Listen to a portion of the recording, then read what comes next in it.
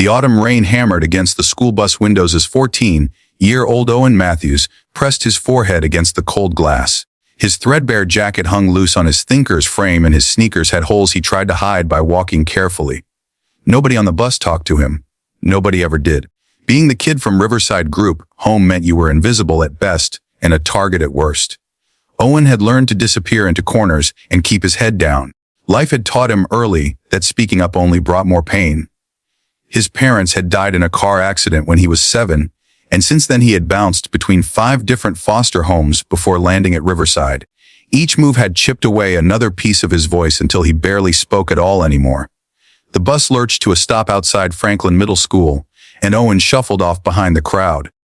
The hallways smelled like wet concrete and cafeteria food. He was making his way to his locker when he heard it. A group of voices raised in cruel laughter near the gym entrance.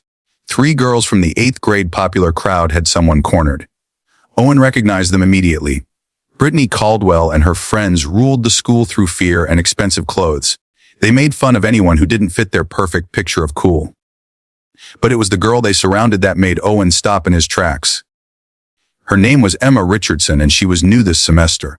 Owen had noticed her because she always sat alone at lunch just like he did. She had kind eyes and sometimes smiled at people in the hallway, even when they didn't smile back. Right now, those kind eyes were filling with tears as Brittany held up her phone. "Look at these clothes, Emma. Did you get them from a dumpster?" Brittany's voice dripped with fake sweetness. "Maybe if your family wasn't so pathetic, you could afford something that actually fits." Emma's hands trembled as she clutched her backpack. Her jeans were faded and her sweater had been mended at the elbows. Owen knew that look. He wore it every single day, the look of someone trying to be invisible but failing. Something shifted inside Owen's chest. It felt like a door he had locked years ago was suddenly rattling on its hinges. Every instinct screamed at him to walk away. Getting involved meant becoming a target too. The smart thing was to stay invisible. But Emma's face looked exactly like his had looked in the mirror after his 3rd foster family sent him back. Lost. Alone. Wondering if anyone in the whole world cared. Owen's feet moved before his brain could stop them. "Leave her alone." His voice came out quieter than he intended, but it cut through the laughter like a knife through silk. All 4 girls turned to stare at him. Brittany's eyes narrowed with recognition and amusement. "Oh, look, the orphan boy wants to play hero. How cute." She stepped toward him with a smirk. "What are you going to do about it, Owen? You can't even afford lunch half the time." The other students in the hallway had stopped to watch. Owen felt his face burning, but he didn't move. He looked past Brittany to where Emma stood frozen against the lockers. "You okay?" he asked her directly. Emma's eyes went wide with surprise. Nobody had ever stood up for her before. She managed a small nod. Brittany laughed louder now, sensing weakness. "This is hilarious. 2 losers trying to pretend they matter." Her fingers flew across her phone's screen. "I'm telling everyone about this. You're both going to be the joke of the whole school." Owen felt the old familiar panic rising in his throat. Being noticed was dangerous. Being laughed at hurt more than being ignored. But when he glanced at Emma again, he saw something that changed everything. She was looking at him with an expression he barely remembered. Gratitude. Someone actually saw him as more than nothing. "Go ahead," he heard himself say. "Post whatever you want, Brittany, but you're still going to leave her alone." Brittany's face turned red with rage. She wasn't used to anyone challenging her. "Fine, you want to be a loser together. Enjoy sitting at the reject table." She shoved past Owen hard enough to make him stumble, and her friends followed like a pack of wolves leaving a hunt. The hallway slowly returned to normal as everyone lost interest. Owen stood there breathing hard, wondering what he had just done. Emma walked over to him with tears still shining in her eyes. "Thank you," she whispered. "Nobody's ever done that before." Owen shrugged, trying to disappear back into his shell. "It's okay. I know what it feels like." From that day forward, Emma and Owen became unlikely friends. They sat together at lunch in comfortable silence. Emma learned that Owen loved drawing even though he never had good supplies. Owen learned that Emma had just moved to town because her mom got sick and they needed to be closer to the hospital. Money was tight and her dad worked long hours to pay the medical bills. But Brittany hadn't forgotten. The bullying got worse. She rallied more students to her side, spreading rumors and making every school day a gauntlet of whispers and cruel jokes. Someone put a note in Emma's locker calling her trash. Someone else knocked Owen's books out of his hands in the hallway while everyone laughed. The worst day came 3 weeks later. Owen was walking home from school because he had missed the bus. It was getting dark and the November air bit through his thin jacket. He took a shortcut through the park near downtown when he heard shouting. Emma was sitting on a bench near the fountain. Brittany and two boys from the high school football team surrounded her. They were recording her on their phones, laughing as Brittany poured soda over Emma's backpack, soaking her homework and books. Owen didn't think. He just ran. "Stop it! Get away from her!" One of the football players stepped forward. He was twice Owen's size. "What are you going to do about it, foster kid?" Owen's heart hammered in his chest, but he stood his ground. He positioned himself between Emma and her tormentors. "I'm going to ask you to stop. And if you don't, I'm going to make sure everyone knows what kind of people you really are." Brittany laughed. Who's going to believe the orphan boy with nothing? The football player shoved Owen hard. Owen stumbled backward and felt his ankle twist painfully as he fell. The world spun and he tasted blood from where he bit his lip. Through blurred vision, he saw Emma crying and Brittany raising her phone to record his humiliation. That's when the police car pulled up. Everyone froze. Two officers stepped out and the taller one moved with the swift authority of someone who had seen this situation too many times. "All of you stay right there. What's going on here?" Brittany's confidence evaporated. "Nothing, officer. We were just hanging out." The officer looked at Emma's soaked backpack, then at Owen on the ground. "That's not what it looks like to me." He helped Owen to his feet with surprising gentleness. "You okay, son?" Owen nodded even though his ankle throbbed. The officer turned to Emma and his entire demeanor changed. His face softened with recognition and concern. "Emma, sweetheart, what happened?" Emma's voice broke as she pointed at Brittany and her friends.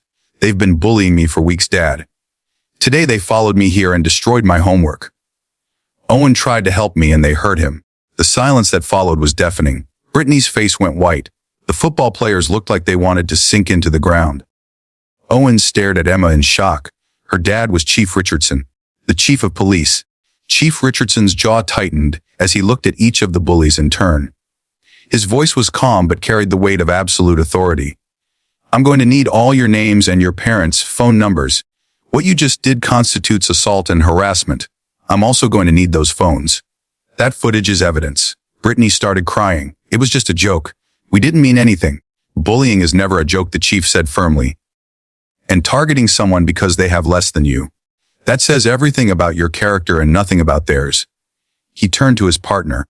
"Take their information and call their parents. I'm taking Emma and this young man to get checked out." He looked at Owen with an expression that was hard to read. "What's your name, son?" "Owen Matthews, sir. I'm from Riverside Group Home." Something shifted in the chief's eyes. "You're the boy Emma told me about. The one who stood up for her at school." Over the next hour, Owen learned the whole story. Emma had been telling her father about the bullying, but she had begged him not to intervene at school. She didn't want to be known as the girl whose cop dad fought her battles. She wanted to handle it herself, but Chief Richardson had been watching and waiting, ready to step in if things escalated. Tonight they had. At the police station, Chief Richardson made sure Owen's ankle was wrapped and gave him a warm police department sweatshirt to replace his thin jacket. While they waited for the youth counselor from Riverside to arrive, the chief sat down across from Owen. "Emma told me what you did at school," he said quietly. "Standing up to those girls when nobody else would. That took real courage, son. Especially given what you've been through." Owen looked down at his hands. "I just didn't want her to feel alone. I know what that's like." The chief nodded slowly. "I grew up in foster care too, Owen. Made it out and became a cop because I wanted to protect people who couldn't protect themselves. When I look at you, I see a young man with that same instinct. That's rare and it's valuable." Over the following weeks, Owen's life changed in ways he never expected. Chief Richardson made good on his promise.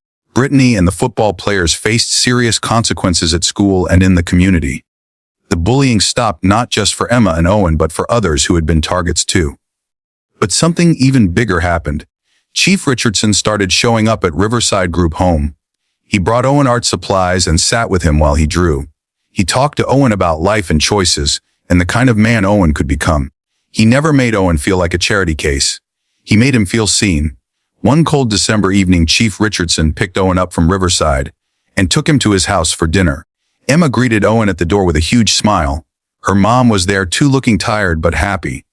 The house was small but warm and filled with the smell of homemade soup. "Owen, we wanted to talk to you about something," Chief Richardson said after dinner. Owen's stomach clenched with familiar fear. Was this goodbye? Had he done something wrong? The chief smiled. My wife and I have been talking with your caseworker. We've started the process to become your foster family, Owen. If you're okay with that, we'd like you to come live with us." Owen couldn't speak. He looked at Emma, who was crying happy tears. He looked at Mrs. Richardson, who nodded encouragingly. He looked at Chief Richardson, who was looking at him with an expression Owen finally recognized. It was the way a father looks at his son. Owen's voice came out as barely a whisper. "You really want me?" "Son," the chief said firmly, "we don't just want you. We need you. You showed me that courage isn't about being big or strong or having all the advantages. It's about standing up when it matters, even when you're scared. You protected my daughter when nobody else would. You gave her the one thing every kid deserves, someone who cares. Now let us give that same thing to you." Owen felt tears streaming down his face. For the first time since his parents died, he felt the locked door in his chest swing wide open. He wasn't invisible anymore. He wasn't alone. 6 months later, Owen moved his few belongings into the Richardson home permanently. The adoption process had begun. He had his own room and a family who showed up to his school events. Emma became his sister in every way that mattered. His drawings now covered the refrigerator instead of being hidden in a worn notebook. At school, Owen was different too. He still wasn't the most popular kid, but he walked taller.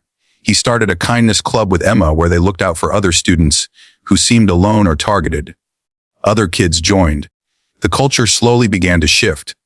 One afternoon, Owen was hanging up posters for the club when a 6th grade boy approached him nervously.